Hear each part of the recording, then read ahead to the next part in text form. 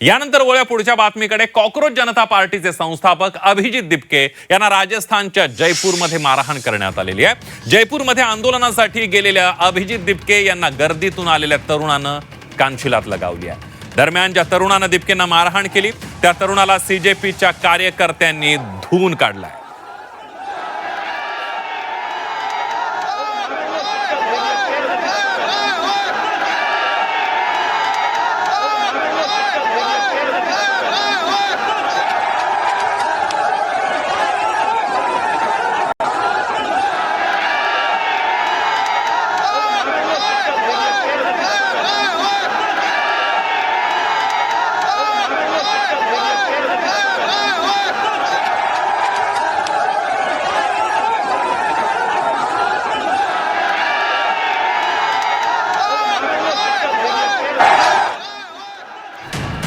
राजस्थानच्या जयपूरमध्ये अभिजित दिपकेंचं आंदोलन होतं।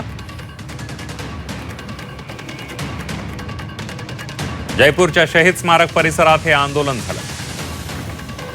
आंदोलनस्थळी आल्यानंतर दिपकेंना काही कार्यकर्त्यांनी खांद्यावर उचललं। गर्दीतून आलेल्या एका तरुणानं दिपकेंच्या कानशिलात लगावली। दिपकेंना मारहाण केलेल्या तरुणाला सीजेपीच्या कार्यकर्त्यांकडून मारहाण करण्यात आली। घटनेनंतर अभिजित दिपकेंकडून शांततेचं आवाहन करण्यात आलं। पोलिसांकडून मारहाणीच्या घटनेचा तपास सुरू करण्यात आलाय।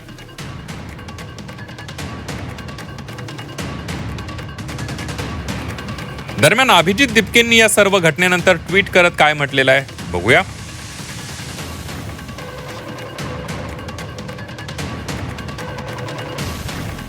शारीरिक हल्ले हे भीती आणि भित्रेपणाची लक्षण आहेत। आम्ही शांततेनं आमचा आवाज उठवत राहू। मी गांधी आणि आंबेडकरांचा अनुयायी आहे आणि मी ही लढाई शांतता आणि प्रेमाने लढत राहीन। टीप धर्मेंद्र प्रधान यांनी राजीनामा दिलाच पाहिजे असं ट्विट अभिजित दिपके यांनी केलं।